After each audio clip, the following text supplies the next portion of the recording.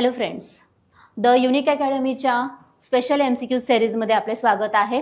MPSC combine exams 2024 साठीची जी आपली ही MCQ series आहे, यामध्ये आज आपण सामान्य विज्ञान घटकातील रसायनशास्त्रातील डे टू डे लाईफ केमिस्ट्रीवरची जी MCQज आहेत ती आपण बघणार आहोत. दैनंदिन जीवनामध्ये आपण रसायनशास्त्र वापरत असतो, पण आपल्याला माहित नसतं नक्की ही कोणती आहेत वगैरे रसायनं आणि त्यांचं स्वरूप काय, तर त्या संबंधीचेच हे थिंग्स आहेत. पहिला प्रश्न आहे, जिप्समचे रेणुसूत्र काय? जिप्सम आपण नॉर्मली POP वगैरे ह्या थिंग्स आपण घरामध्ये बघतो, तर त्यामध्ये वापरलं जाणारं जे जिप्सम आहे ते नक्की काय आहे? तर ते कॅल्शियम सल्फेट आहे आणि त्याचं रेणुसूत्र विचारलेलं आहे. जर आपण इथे बघितलं तर जिप्समचं रेणुसूत्र जे आहे ते CaSO4 ट्वाइस ऑफ H2O असं ते आहे. जिप्सम जे आहे हे कॅल्शियम सल्फेट आहे आणि मुळात त्यामध्ये पाणी असतं किंवा वॉटरचं त्यामध्ये कंटेंट असतं. जिप्समचा वापर fertiliser, POP, plaster of Paris आणि सिमेंट या इत्यादी घटकांमध्ये जिप्सम आढळतं किंवा जिप्समचा वापर हा केला जात असतो. त्यानंतरचा प्रश्न आहे, योग्य जोड्या लावायच्या आहे. पेनिसिलिन, पॅरासिटेमॉल, डायझापॅम आणि ॲस्पिरिन वेगवेगळी औषधं दिलेली आहेत आणि ते ॲज अ काय म्हणून कार्य करतात हे दिलेलं आहे. तर पेनिसिलिन हे जे आहे हे अँटीबायोटिक्स आहे. सर्वात पहिलं शोधलं गेलेलं अलेक्झांडर फ्लेमिंग यांनी शोधलेलं असं जगातलं पहिलं प्रतिजैविक अँटीबायोटिक पेनिसिलिन. त्यानंतर पॅरासिटेमॉल जर आपण बघितलं तर अँटीपायरॅटिक म्हणजे ताप आल्यानंतर आपण पॅरासिटेमॉल कधी घेतोय? ताप आल्यानंतर, म्हणून ते अँटीपायरॅटिक आहे. डायझापॅम जर आपण घेतलं तर डायझापॅम हे ट्रँक्विलायझर आहे आणि ॲस्पिरिन जर आपण घेतलं तर ॲनल्जेसिक आहे. तर आता एखादा पेन जर होत असेल तर त्यावेळेस जे आपण औषध घेतो त्याला आपण ॲनल्जेसिक असं आपण म्हणतो. या व्यतिरिक्त ॲसिडिटी झाल्यानंतर जे औषध घेतो त्याला आपण अँटॅसिड्स म्हणतो. वर्म्स वगैरेचा प्रॉब्लेम असेल तर अँटीहेल्मिन्स सारखी औषधं घेतली जातात वगैरे. तर औषधांचे हे प्रकार आहेत. त्यानंतर खालीलपैकी कोणता धातू मेणामध्ये साठविला जातो? लिथियम हा जो धातू आहे हा मेणामध्ये साठवला जातो. आणि असं याचं कारण काय, तर नॉर्मली अल्कली मेटल्स जी असतात ती वजनाला हलकी असतात आणि खूप जलद क्रियाशील असतात. पाण्यासोबत ते व्हिगरस रिॲक्शन दर्शवितात. मग अशा वेळी त्यांना सामान्यतः केरोसिन मध्ये साठवलं जातं. पण लिथियम हा इतका हलका आहे की केरोसिन मध्ये सुद्धा तो तरंगतो आणि परत हवेच्या संपर्कात येतो. मग असं होऊ नये म्हणून लिथियम हा जो धातू आहे हा मेणामध्ये वॅक्समध्ये साठविला जात असतो. नॉर्मली अल्कली मेटल्स ही केरोसिन मध्ये साठवली जातात, त्यातला लिथियम हा वॅक्समध्ये साठवला जातो. त्यानंतरचा प्रश्न आहे, डायक्लोरो डायफिनिल ट्रायक्लोरो इथेन म्हणजे DDT म्हणजे नक्की काय आहे? तर DDT हे कीटकनाशक आहे. DDTच्या कीटकनाशक गुणधर्मांचा शोध म्युलर यांनी लावला. DDT जे आहे हे नॉन बायोडिग्रेडेबल आहे, म्हणजे हे ज्याचं जैव विघटन होत नाही, हे जास्त काळ वातावरणामध्ये राहतं. डर्टी डझन्स जी केमिकल्स आहेत त्यांच्यामध्ये याचा समावेश होतो. आणि DDTच्या हानिकारक गुणधर्मांबाबत रसेल कार्सन यांनी सायलेंट स्प्रिंग नावाचं पुस्तक लिहिलेलं आहे.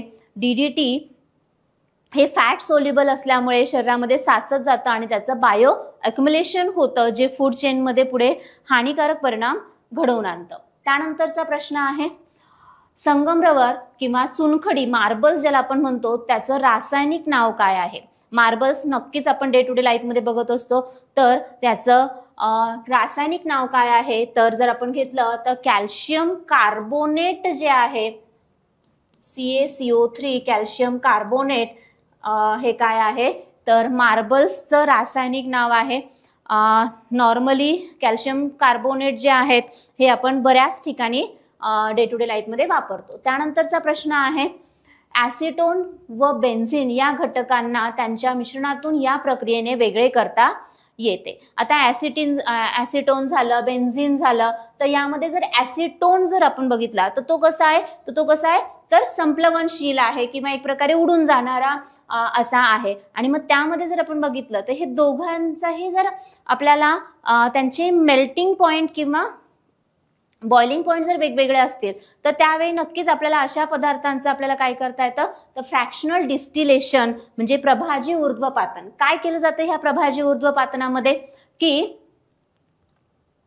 असा एक चेंबर आहे, ह्या चेंबरमध्ये इथे वेगवेगळे तापमान ऍडजस्ट केलेले आहे आणि दोन्हीही जे पदार्थ किंवा जे मिश्रण आहे ते इथून पाठवलं जातं, त्याची वाफ इथे एक प्रकारे गॅसेस फॉर्म इथे पाठवला जातो आणि ज्या ज्या पदार्थाचा मेल्टिंग पॉइंट तिथे येतो किंवा कंडेन्सेशन पॉइंट येतो ते तिथे इथे कंडेन्स होतात आणि ते सेपरेट होतात. म्हणजे जेव्हा दोन पदार्थांच्या मेल्टिंग पॉइंटमध्ये किंवा बॉइलिंग पॉइंटमध्ये विशेष फरक नाहीये, उत्कलन बिंदूमध्ये विशेष फरक नाहीये, बॉइलिंग पॉइंटमध्ये विशेष फरक नाहीये, अशा दोन पदार्थांना वेगळं करायचं असेल तर त्यावेळी काय वापरलं जातं, तर त्यावेळी फ्रॅक्शनल डिस्टिलेशन प्रभाजी ऊर्ध्वपातन वापरले जाते.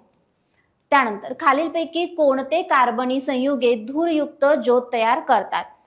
नॅफ्थॅलिन, बेन्झीन, मिथेन आणि अँथ्रासिन. आता साधं सोपं थिंग जर आपण बघितली तर नॅफ्थॅलिन म्हणजे डांबर गोळी जर कधी जळताना बघितले असेल तर खूप धूरयुक्त ज्योतीने जळते.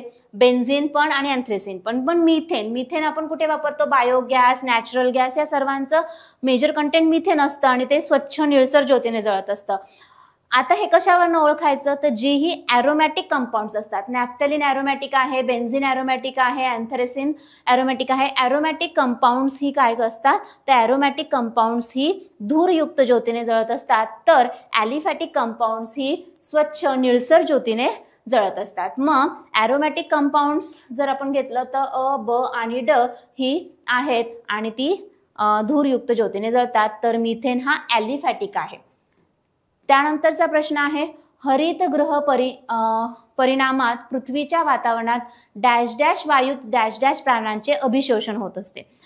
नॅचरल ग्रीन हाऊस इफेक्ट जो आपण म्हणतो त्यामध्ये काय होतंय, तर सूर्याकडून येणारी उष्णता जी आहे ती पृथ्वीवरती आदळते आणि त्यानंतर परावर्तित होताना ती पृथ्वीच्या वातावरणातील काही वायूंमध्ये शोषली जाते. हे होत असताना कोणते प्राण मुख्यतः त्या वायूंमध्ये शोषली जातात, तर ती कोणती असतात, तर ती असतात IR रेज. मग जर आपण घेतलं तर कार्बन डायऑक्साईड मध्ये IR रेज अवरक्त किरण शोषली जातात, की हरितगृह परिणामात पृथ्वीच्या वातावरणातील कार्बन डायऑक्साईड वायूमध्ये IR प्राणांचे काय होत असते, अभिशोषण होत असते आणि तिथे उष्णता ही निर्माण होत असते. त्यानंतरचा प्रश्न आहे, खाद्यतेलाच्या निर्मितीमध्ये निकेलचा उत्प्रेरक म्हणून वापर केला जातो. हो, बरोबर आहे. नॉर्मली खाद्यतेलाच्या निर्मिती म्हणा किंवा खाद्यतेलाच्या हायड्रोजनेशन प्रक्रिया म्हणा, की जिथे वनस्पती तेलापासून तूप तयार करणं असं काहीतरी आहे, तर अशा प्रक्रियेमध्ये तेलाच्या हायड्रोजनेशन प्रक्रियेमध्ये निकेलचा उत्प्रेरक म्हणून वापर केला जातो. दुसरं विधान आहे, आहारातील निकेलचे अधिक्य हे आरोग्यास हानिकारक आहे. विधान ए योग्य आहे, पण विधान 2 अयोग्य आहे, असे ऑप्शन्स आपल्याला दिलेले. इथे हे दोन्ही विधानं योग्य आहेत. विधान 1 योग्य आहे की तेलाच्या हायड्रोजनेशन प्रक्रियेमध्ये निकेलचा वापर केला जातो आणि निकेल जर शरीरामध्ये एका लेवलपेक्षा जास्त येत असेल तर त्यामुळे काय होत असतं, तर आरोग्यास हानी होण्याचा सुद्धा धोका असतो. तर दोन्ही विधाने इथे योग्य आहे. त्यानंतरचा प्रश्न, खालीलपैकी कोणता गोडी आणणारा पदार्थ नाही, स्वीटनर नाहीये? सॅकॅरिन, माल्टोज, मॅनिटॉल आणि पेक्टिन्स. जर आपण बघितलं तर पेक्टिन्स जे असतात, पेक्टिन्स हे वनस्पतीच्या किंवा फळांच्या आवरणामध्ये पेक्टिन्स मेनली बघायला मिळतात आणि पेक्टिन्स ही अन्न पदार्थांमध्ये गोडी आणण्यासाठी नाही तर थिकनिंग एजंट म्हणून, घट्टपणा, दाटसरपणा आणण्यासाठी जेलिंग एजंट म्हणून त्यांचा वापर केला जातो. या व्यतिरिक्त सुक्रोज झालं, माल्टोज झालं, फ्रुक्टोज झालं, सॅकॅरिन झालं, हे सर्व काय आहेत, तर ही सर्व स्वीटनर्स आहेत. त्यानंतर ओझोनच्या अवक्षयास कारणीभूत असणारे रसायन कोणते? पॉलिव्हिनिल क्लोराईड, बायोपॉलिमर, क्लोरोफ्लोरोकार्बन आणि पोटॅशियम ब्रोमेट. तर क्लोरोफ्लोरोकार्बन, ज्यांना आपण कॉमनली फ्रेयॉन्स म्हणून ओळखतो, परफ्लोरोकार्बन, हायड्रोफ्लोरोकार्बन, हॅलोजनेटेड कंपाऊंड जे आहेत, हे स्ट्रॅटोस्फिअरमध्ये जो ओझोन आहे त्याचा क्षयास ते कारणीभूत ठरतात. त्यानंतरचा प्रश्न आहे, पोटॅशियम ब्रोमेट बाबत खालील विधानातील योग्य विधान ओळखा. पोटॅशियम ब्रोमेट हे कर्करोग निर्माण करणारे आहे. यस, कार्सिनोजेनिक कंपाऊंड आहे ते. पोटॅशियम ब्रोमेटचा वापर बेकरी उत्पादनांमध्ये केला जातो. हो, हे सुद्धा योग्य आहे. आणि हे तीव्र ऑक्सिडीकारक आहे. हो, हे स्ट्रॉंग ऑक्सिडायझिंग एजंट आहे. बेकरी प्रोडक्ट्समध्ये पोटॅशियम ब्रोमेटचा वापर हा त्याला ब्लीच करण्यासाठी किंवा जास्त स्वच्छ पांढरा शुभ्र पाव ब्रेड दिसावा यासाठी पोटॅशियम ब्रोमेटचा वापर केला जातो. FSSAI ने पोटॅशियम ब्रोमेटच्या वापराला बंदी सुद्धा केलेली आहे बेकरी प्रोडक्ट्समध्ये, कारण ते कार्सिनोजेनिक कंपाऊंड आहे. तर वरील विधानातील सर्व विधाने अ, ब आणि क सर्व विधाने योग्य विधाने आहेत. त्यानंतरचा प्रश्न आहे, मानवी शरीरात पेशीमुळे प्राप्त होणाऱ्या प्रतिकार क्षमतेस व अँटीऑक्सिडंट म्हणून मदत करणारा घटक कोणता? सेल मिडिएटेड इम्युनिटी जी असते तिच्यासाठी आणि त्याचबरोबर अँटीऑक्सिडंट म्हणून काम करणारा एक धातू कोणता आहे हे विचारलेला आहे. तर झिंक. झिंकमुळे स्टॅमिना वाढतो. झिंक हे अँटीऑक्सिडंट म्हणून काम करतं. व्हायरल इन्फेक्शन्स पासून प्रोटेक्ट करण्याचं काम सुद्धा झिंक करतं. आणि त्यामुळे तुम्ही थोडं जर ऑब्झर्व केलं असेल की कोविड-19च्या कालावधीमध्ये बऱ्याचदा रिकव्हरीच्या वेळी पेशंट्सला झिंक सप्लिमेंट्स ही दिली गेली.